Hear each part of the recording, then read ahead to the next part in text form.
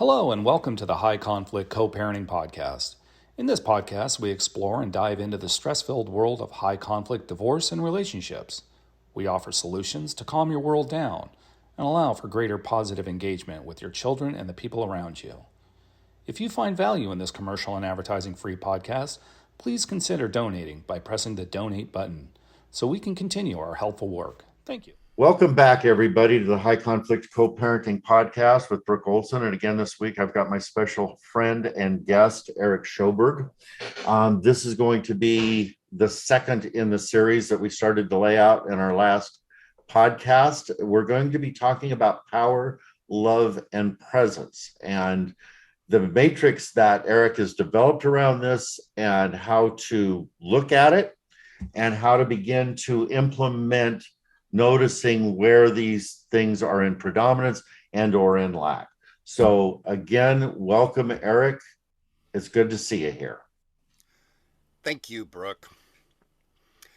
Yeah, welcome everybody to another episode of Unveiling Self with Eric Schoberg, myself, and with my dear friend Brook Olson. We are talking today about power, love, and presence as facets of self. Episode 2 in a series that is kind of opening up the matrices that are in the background of what I want to hold while we do this podcast and chat with other people about what they do and how they do it in this context. So, power, love, and presence. I mentioned in the last episode, it's worth repeating, that I'd been teaching for some time and I had so many ideas and so many components of what I was teaching, and I mapped it out on a 4x8 whiteboard and had every square inch covered with stuff, and was trying to get some sense out of it, and began to see that there were 3 qualities that were kind of organizers of this. And Brooke was a friend of mine at that time, and he helped me kind of go down that rabbit hole about 10 years ago. And this is more or less what's shown up and has been developing more and more deeply since. And it's a helpful matrix. Being a human is pretty overwhelming, and trying to get a sense of what it is that I'm navigating at any particular moment and how to orient to it it can be very overwhelming. It still is sometimes if I'm not really attending to these 3 qualities. And the same can be true for clients and students that I work with. And so this is an episode really about trying to give a good overview of power, love, and presence that will help listeners touch on what this means and how it shows up in future interviews that I'm doing with people. So yeah, that. So what I'd like to do to kind of lead this off with the conversation today, Eric, is I'd like you to, if you would be willing, to talk about the components as individual components and what they mean to you in this, and what that can translate to our listeners to. And also, at the string of that, if we have time today, to bring that back around to how they interconnect. Mm-hmm. Yeah. Well, the way that I use those 3 terms, the way it rolls off of my tongue most easily is power, love, and presence, in that order. But I'm not entirely sure that that is the order of kind of landing in this stuff and starting to talk about it. I believe being present is the first place to kind of get oriented to. And what I see as being present is kind of being present within this moment of time. So there's a time component to it that's very important. But then there's also being present to reality, being present to what is. And that is, and you can be present to what is in the moment. You can be present to what was in the past. You can be present to what might be in the future. Or you can be not present. And what does that mean to be not present? And how can I be, not present? Like the most obvious one to me is to be dissociated, to be unconscious, to be various levels of unconsciousness peaking at being in a coma and not having any brainwave activity. That is absolutely not present. But then there are places where we can be not present to someone, where we're having a conversation or a fight with them, and we're not really listening to them. We're trying to hear enough about what they're saying so that we can say the next thing that we want to say to win our argument. That's not being present. That's not being in a dialogue. That's being in a debate, and that is not presence. So there's a lot of ways to play here. Being present in sensation. I can be present in my body. I can notice, like there's a term called interoception, like, which is a medical term of my ability to feel what's happening in my body. I can feel my digestion. Some people can feel their heartbeat, where I might feel hot or cold. Those are all kind of interoceptions. But then there's the psychological versions of it where I can feel my emotion. I can feel anger or hate or love or softness or fatigue, and to be in some of those different arenas of that. And I can be present to another person. I can be in attunement to them. I can be empathic. I can be present and merged with them.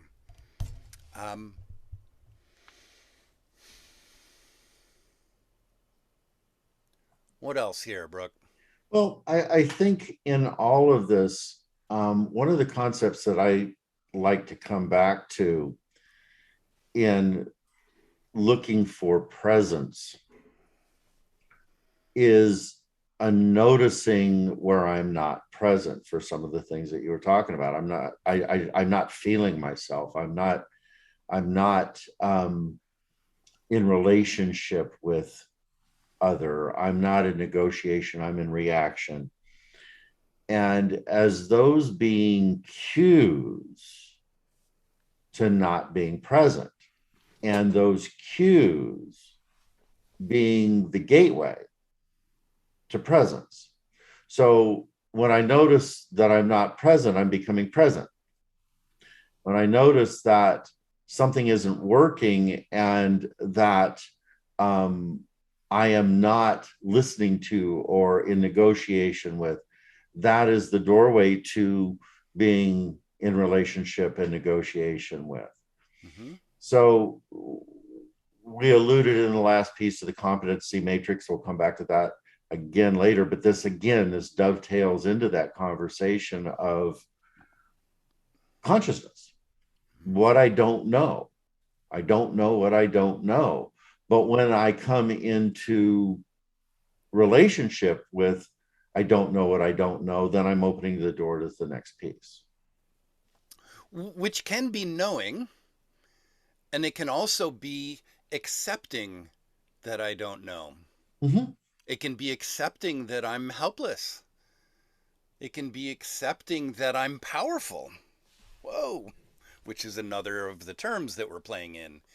But I like that movement into becoming present is so extraordinary and a key ingredient in this. And, another layer of it is being present to compulsions. Mm-hmm. Like I'm compelled, like whenever someone says something that leads me, like if my partner tells me something that leads me to have an interpretation, which isn't necessarily being present, an interpretation that they don't care about me, and I am compelled to go into aggression and blame and go into a fight with them. If I can become present to that compulsion in me, that's an important component.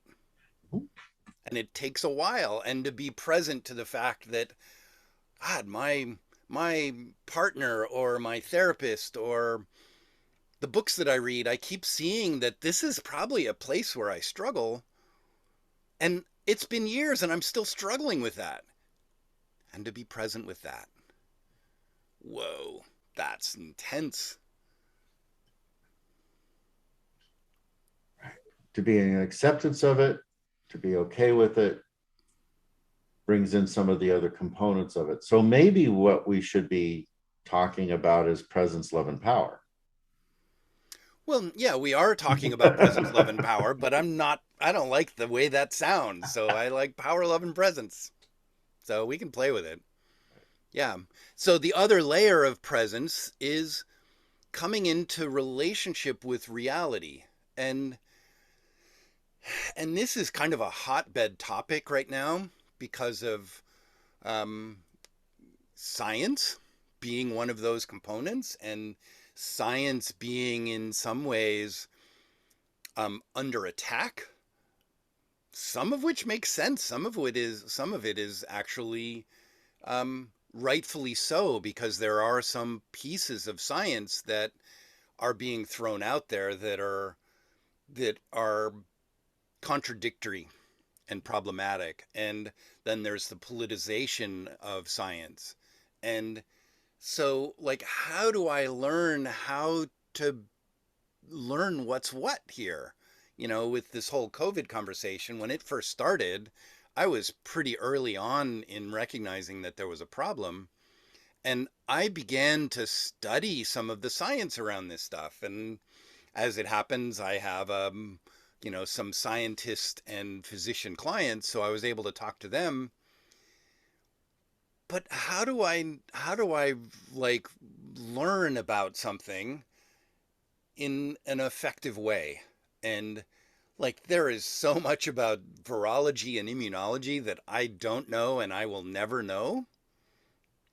And so my path to that has been to try to find people that have spent their life trying to learn this stuff, and then discern whether or not I can trust them to help me come into relationship with that reality. So, And go ahead. So part of what you're saying, I think here, Eric, and this is part of the presence, is on some level, reality is fluid. It changes It as more has a time information shift comes in. Yeah. Right? Yeah. So, and science is an interesting one, because part of science is being willing to correct itself. Right. And staying present in that reality of, I could be wrong here, and let's keep trying to disprove it. Right. In order to prove it. Right. Which is a fundamental essence in science. Right. But even within that fundamental piece, reality has that fundamental piece as well, because it is fluid, because there's always new information coming in. Mm-hmm. And what I try to keep my clients and students in relationship with is we only know what we know, and we want to be on that leading edge of what we don't know in order to expand that bubble. And be willing to be resilient in that. Right.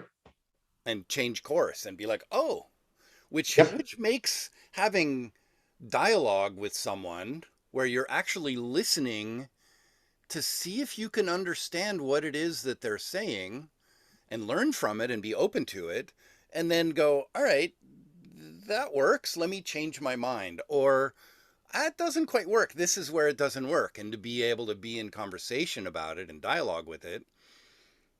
That's a whole bailiwick right there that you can enjoy your life from or suffer from, depending on Right. how you orient to it. Right. And that is really an important piece of, I can choose to be in delight with it because I am coming into greater and greater relationship with myself, with other, and with the world, or I can be in suffering with it because I'm stuck.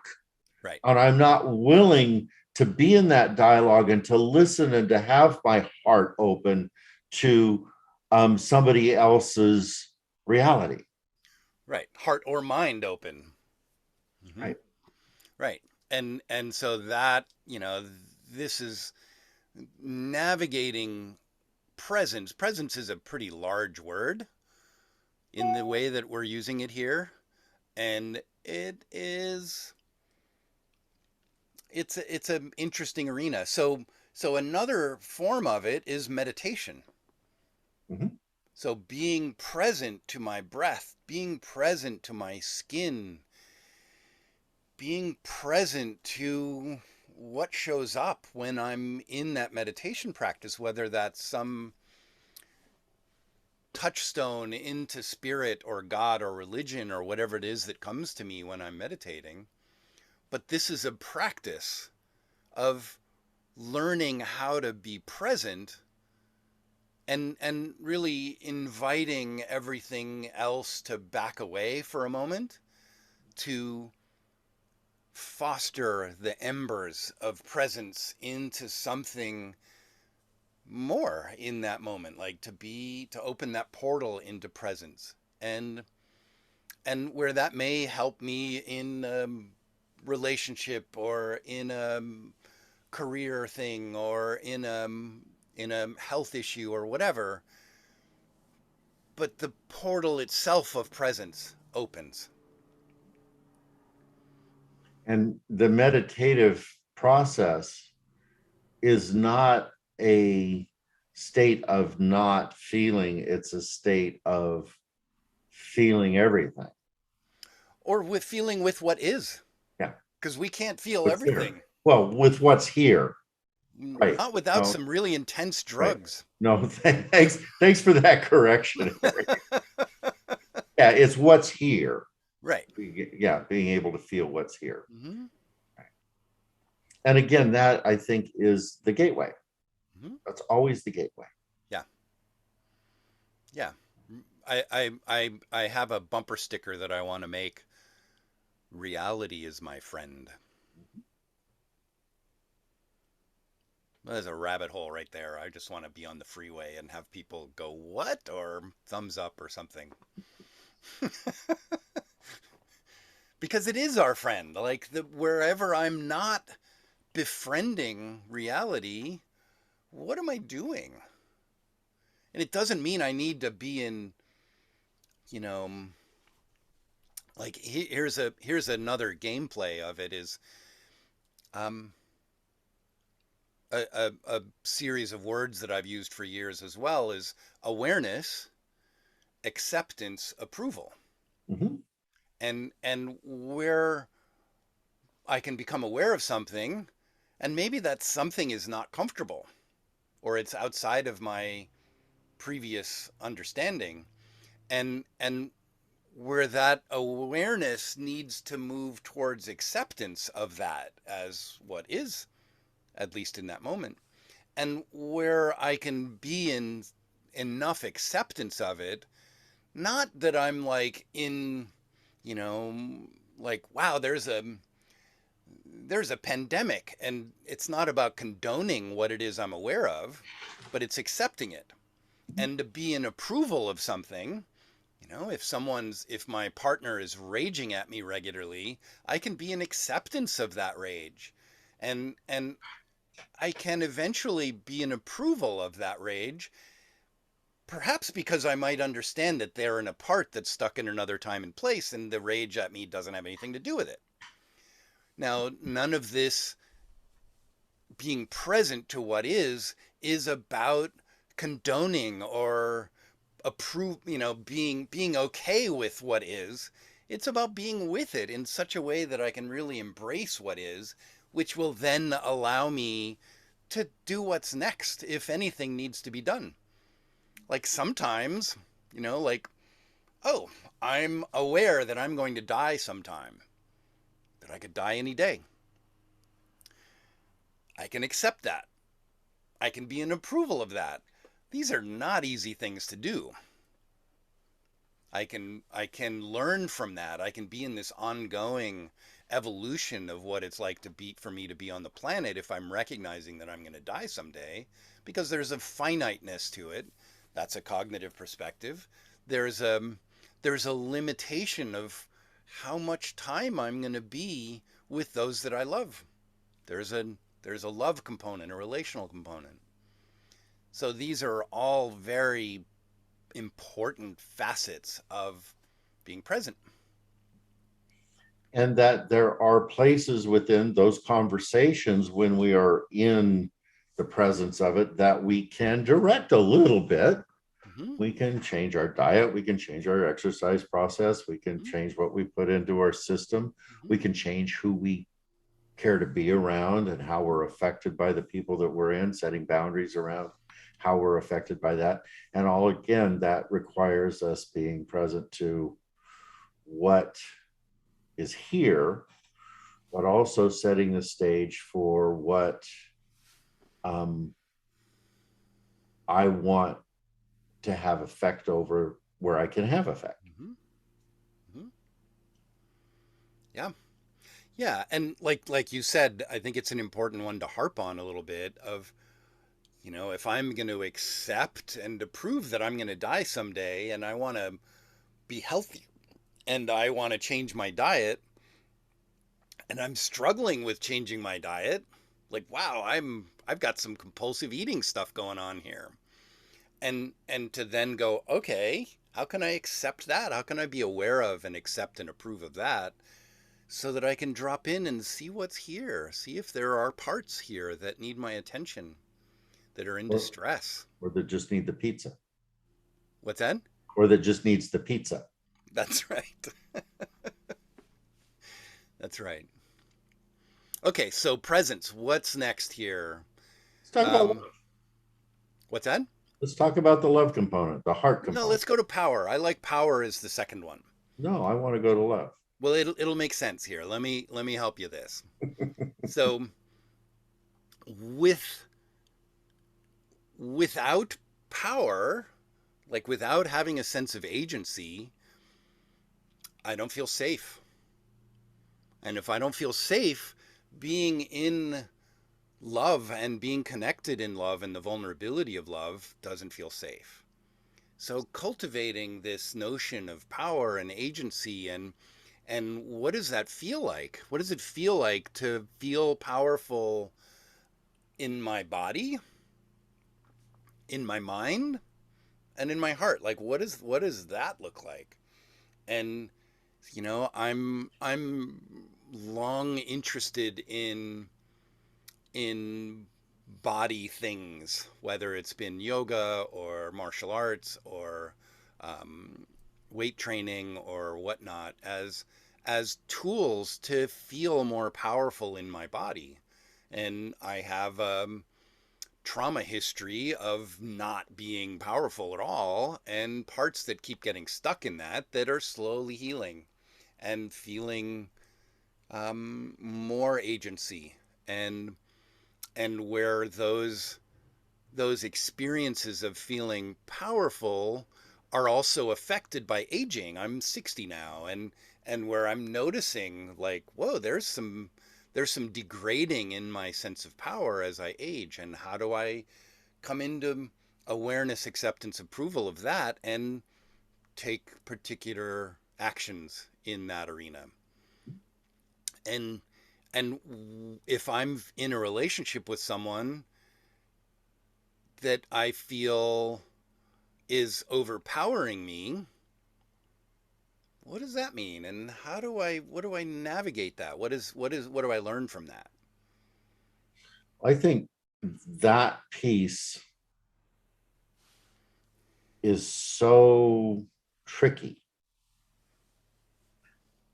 based on trauma histories, based on survival strategies, based on relationship patterns.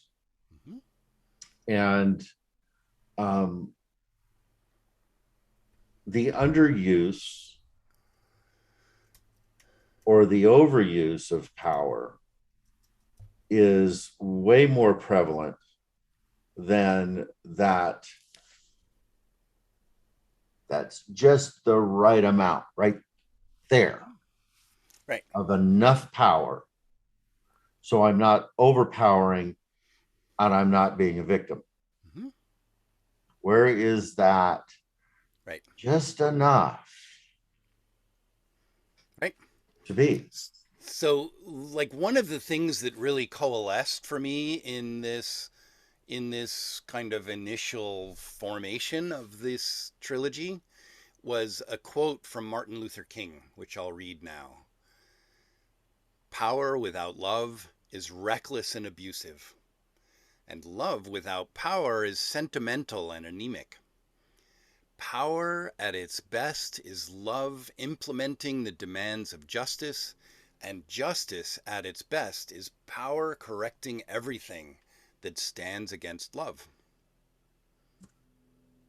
That's intense and very true, and something that I have on my phone to pop up every 2 weeks, to where I can just check in and see where I'm at with that. Because it's an ongoing experience for me inside of myself, in relationship, and in the world. There's a lot of power without love that's reckless and abusive. And it's these three terms are, they definitely lend themselves to look at leaders and movements in the world to see whether all three of these components are happening in particular political movements or not. Well, And one of the things that I find with power, and again, a lot of within the clientele that I work with, but I think it's systemic, is that if I have been in an abusive relationship, I have been a victim in that abusive relationship, my way out is to become abusive. right, for sure. And that's not the use of power in a contained and healthy manner, because what we can do is to come out of an abusive relationship is to come into boundary. Right. And boundary, if we've done it well, Mm-hmm. is the correct amount of power. Mm-hmm. And the correct amount of power, I think, and help me with this piece, because this is really an essence to I think a lot of this conversation is that point is a neutral point. It doesn't have push, it doesn't have pull, it's just there. Right. I think one way to kind of expound on this is something that you and I have talked a lot about, and I've talked to many clients about, is the drama triangle, Mm-hmm. where the three components of the triangle are persecution, victim, like the persecutor, the victim, and the rescuer. And where there is a way that we are in our child consciousness, our young parts, we bounce between two or all three of those in a particular way. You just gave an example of it. And so to become aware of the power differential showing up, or the attempt to be in power, and the experience of feeling victimized by someone being overly powerful or perceiving them as being overly powerful, and where that victim then flips into becoming persecutor back at them, and that's high conflict.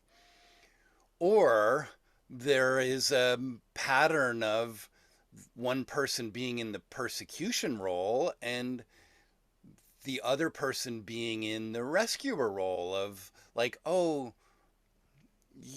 you need to not be so aggressive, and it's okay, and I'll be compliant and submissive so that you don't have to get big and be overpowering. And many different versions of each of those three components show up in relationship. And there's lots of podcasts and talks on the drama triangle out there in the universe. We've done one. We've done one. That's right. That's right. Relatively extensive. But I think Right. that's an important piece to really be aware of in the power conversation, because there's power, there's abuse of power in every one of those components. Mm-hmm. Whether it's Right. the rescuer going after the persecutor to stop the victimizing of the victim, or the victim flipping that role in, it's all control. Well, say And flush out the victim power, because that's, I think, an interesting arena. well, the victim power, that's a deep one, isn't it? So I'm taking it, and in a way to try to dissipate the coming on of that. But as it reaches an apex, that turns into that victim violence as it is, and the fight back becomes harsh, and sometimes even harsher than what was coming at them. Right. That's one aspect. I know that you're pointing to another one as well. Well, I mean, I think that one, like, to just flush that one out, it's all over the internet, is the Karen mode. Right. So I don't know if most of you have seen it. There's millions of memes out there of people. Most of the memes are women that are feeling victimized by someone, or, someone in retail, and they go into this rage at their victim. They've been victimized, and they're gonna like scream at you until you get that you victimized them and fix it. And it's so violent. Right. It's so violent, and it freaks people out, like to the point where they're posting memes on it. And it's a very profound misuse of power. So when we are in that matrix of power in this, it's important to come back to where I am in that, what it feels like to me in that, as the cue to, am I over? Am I under, or am I hitting that spot? So when I'm in relationship with the people that I care for, you have accused me of this a lot in our relationship, that I am in microaggression all of the time. Not so much anymore. I think it worked. But the question becomes, That was a microaggression. oh, I know. And so was mine. But where is my attunement here? Where do I want to not do harm? Where do I want to be in relationship? Where do I want to be in respect of where the other person is, without forcing them into my arena? Where can I find that spot and hold that power where, I hear what's going on here, And I want to say that this doesn't feel good to me. Right. And I'd like to find a way to adjust it. And that's powerful. Right. And it's where that is the beginning of a conversation of boundaries. right. We started to talk about before. Right. And where sometimes that will work. The person will be like, oh, okay, let's adjust it. And sometimes it won't work and they'll get louder. Mm-hmm. And then it is up to one to navigate their power and their love and presence. How do they respond to, abusive power in a way that is in self, that is abundantly in power, love, and presence, and which will eventually, if unchecked, lead to that person stepping away temporarily or permanently from the encounter. And having a willingness to be in that is part of being in healthy power. Right. Yeah. The healthy power of disengagement is extraordinary. Right. It's extraordinary. And it's not easy. I mean, it requires navigating so much history and internal terror and abandonment and neglect. And if I do this, and having all of that crap that we bring along with us coming into a compressed point of, okay, I need to relax into this and just trust that I can navigate this. Right. And that is power. And an adjustment in that process of stepping back or setting those boundaries is, it's important to recognize the potential for moving into passive aggression. Right. By disengagement. No, good piece in there, because the about that for a second. Love or the abandonment of other as a passive aggressive tactic is really in all of our back pockets. And, I'm sensing that in this moment that Eric just stepped away and I'm feeling alone. Pee break. What?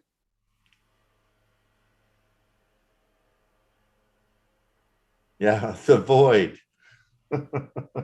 We're in a void. Okay. Yeah. So passive aggression. Yeah, that's an abuse of power, because I'm withholding my presence. I'm withholding my love. I'm withholding myself from you to punish you for that. So that's a really important adjustment in all of this. Mm-hmm.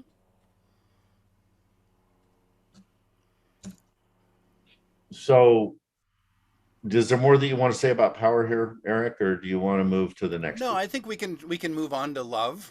And so love being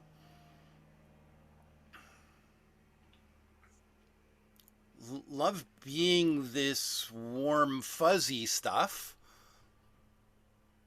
by itself, but really where love becomes more robust is where it is accompanied by presence and power.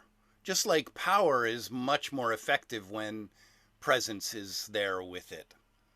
So with love being in this arena of attunement intrapersonally to my own parts, interpersonally being attuned to the other, or omnipersonally being in this, realms of justice and climate change and care for the all and everything, it becomes a powerfully key ingredient of the connection into the universe, like the place where we are all one, like that unitive notion of reality, of we're all interconnected.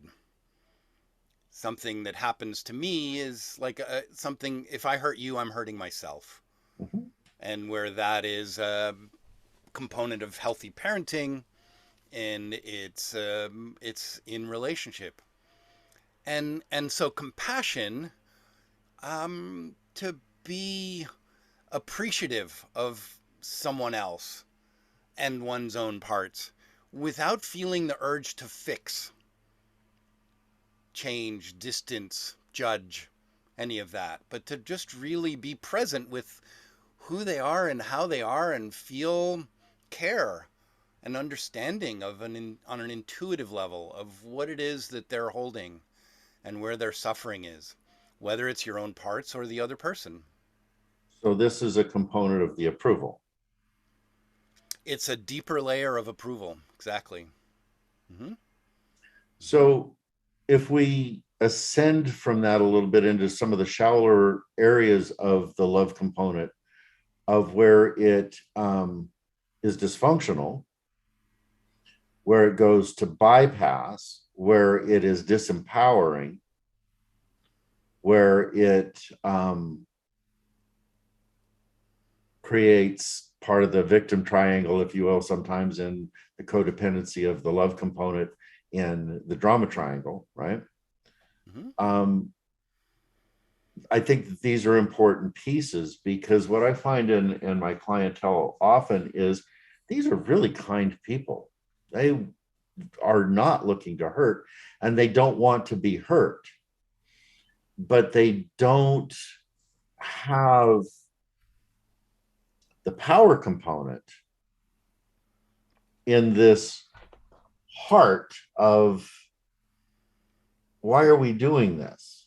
Rather than that acceptance of, I understand why you're doing this. I have compassion for why you're doing this, but I have boundary for this, and I'm not going to allow that component. So I can hold that open heart and still say, no, this isn't going to hunt.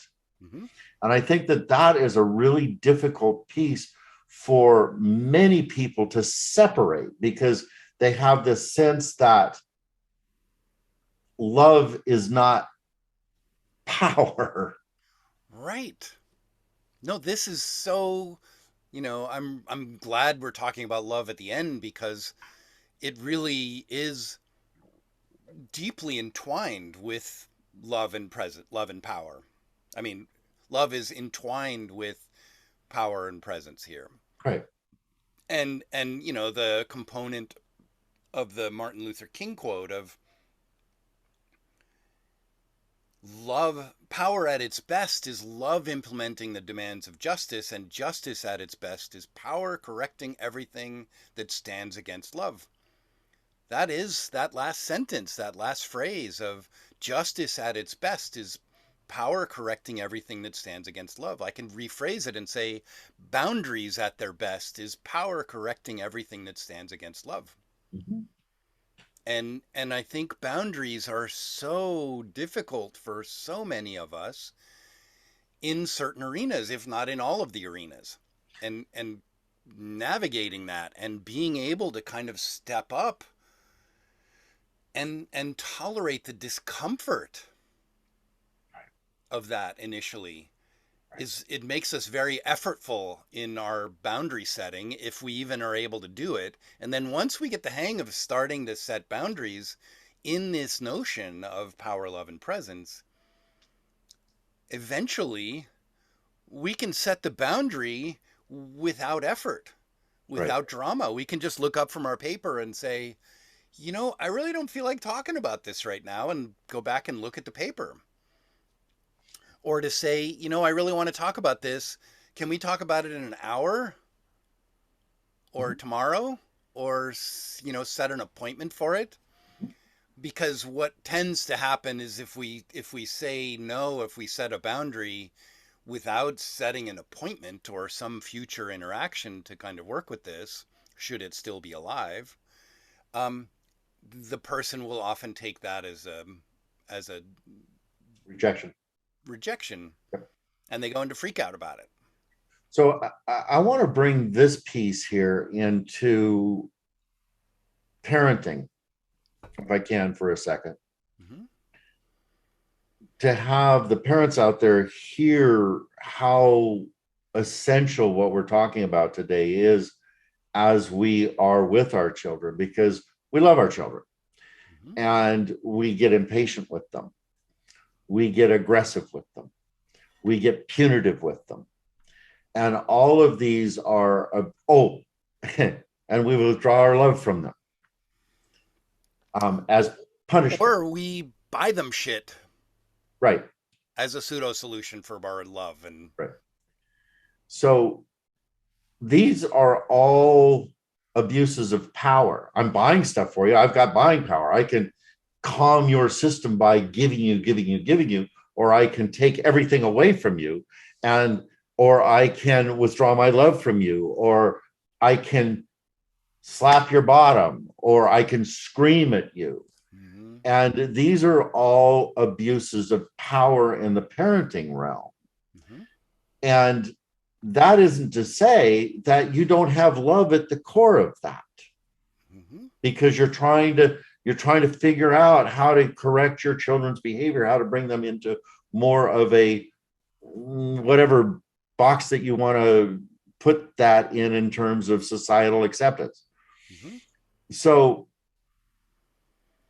to start to understand that this boundary setting that comes with the power and the open heart of setting no as a conversation, no as a narrative to explore causation, as a way to come into relationship with your child or your partner is so important, because that boundary is a challenge to be present.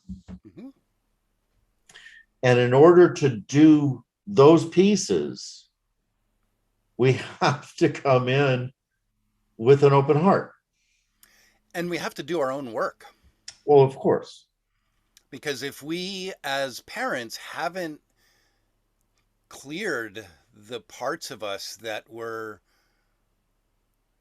raised in misuse of power, of reckless and abusive power, or a very Pollyanna parent that didn't have any power, if we haven't cleared that and come into more self-energy around that, our ability to set boundaries is extremely limited, if it's not completely disabled. Right. So another piece, like another context of this and boundary setting, might be in like in the business world. Like if an employee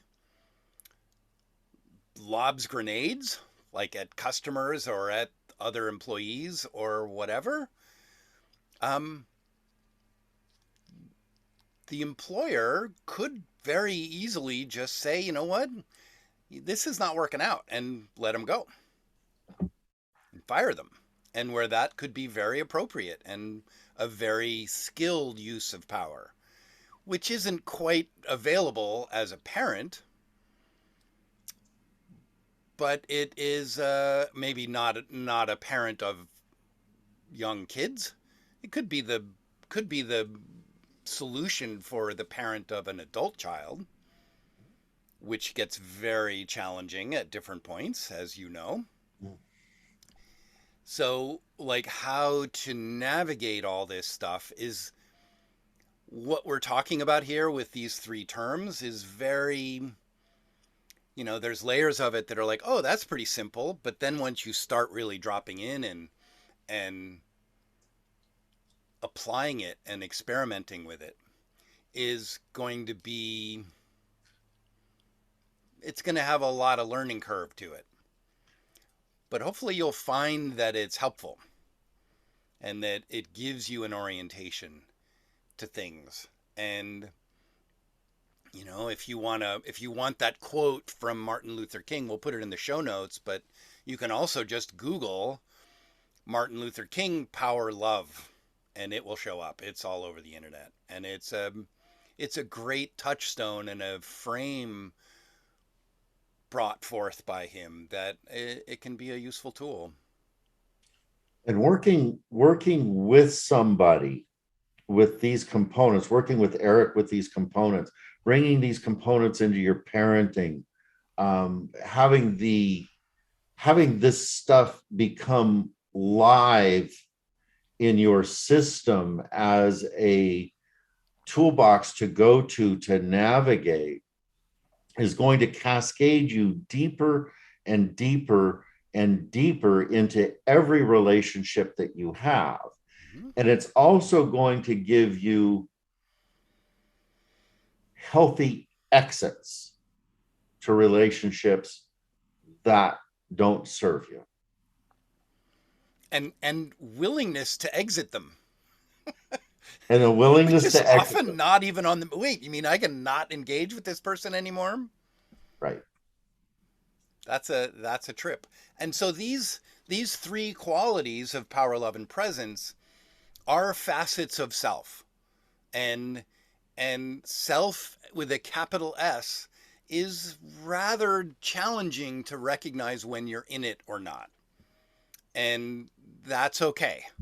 Parts, it's a little easier. Oh, I'm in a part or I'm in that part. But sometimes we're in self-like parts that are almost to self, but they're still merged with parts. So I just want to acknowledge the IFS qualities of self, which are the 8 C's: calmness, clarity, curiosity, compassion, confidence, courage, creativity, connectedness. Now these are all you can go through and map for yourself which of the 3, power, love, and presence, are they part of? Like, what are they subheadings of, or clarifications, or more specifics? And I would invite you to do that. But it's hard to remember those things when you're triggered, where you can probably more likely remember power, love, and presence, and then do the refining from those if you go, oh, okay, I'm having a power thing here. So, yeah. And the other thing that I would recommend is looking for this in the world, like TV shows, dramas in particular can be very interesting on that front. For instance, Yellowstone, the TV series on Paramount Plus, and if you look at these characters, and the unveiling of it is super interesting to kind of go, oh, that person's just brutal, and then you go, wait, they also have a lot of love. Yep. It's very interesting. It's very human. So thank you, Brook, for doing this with me, and for helping me kind of develop this in the first place, as well as be a sounding board for it all along, and be a sounding board and a bringer of truth here today. Well, I thank you again too, Eric, for continuing to develop this stuff, being willing to come in and have the conversations. These are always good for me. I know that they're good for our listeners in every direction, and we're going to pick this up in another episode soon, and we'll begin to talk about the inner, intra, and omnipersonal components of relationship as well. So again, thank you. Thank you. Brook, people don't have to wait until Friday mornings to get more content. If this is something that's helpful for them, right? This isn't the first time you've broadcast anything or recorded anything or put anything out there in the world. What are the other ways people can get the help more aggressively or speed up their recovery process? What materials are available for people right now? Well, I've written a book called The Black Hole of High Conflict, and it's available on Amazon and Kindle. And everything that we're talking about is really compressed and put into there. So this is a really good starter place to get in and get your mind working and to see what these concepts are about and how to start to apply them. The other place that I think that is valuable is to go to our website and look at some of the blog articles that I've written. Those are available there as well. They go into some of these other arenas, and that's at www.highconflict.net. So the book, the website are also really good places to get the material. And also we have classes. We have high conflict diversion program classes that you can get into and get some one-on-one help with this as well. And you know me, I'm aggressive. Whatever I want to become good at or learn, I find someone who's good at it and pay them and hire them and shorten my learning curve. What if somebody just wants your help? Somebody says, Brook has this information. He's good at something I'm not good at yet, and I want to work with him. Do you have any type of coaching or consultations or anything like that? Absolutely. I do one-on-one coaching for custody cases. I help people get ready for family court services. If you've got that in your community, I work with attorneys and clients to help them with managing and strategically setting them up to have more successful cases as well. And how do they reach out? You want them to just go to the website or email or phone, or what's the best way for them to reach out, raise their hand, and say, I need some help? They can email me.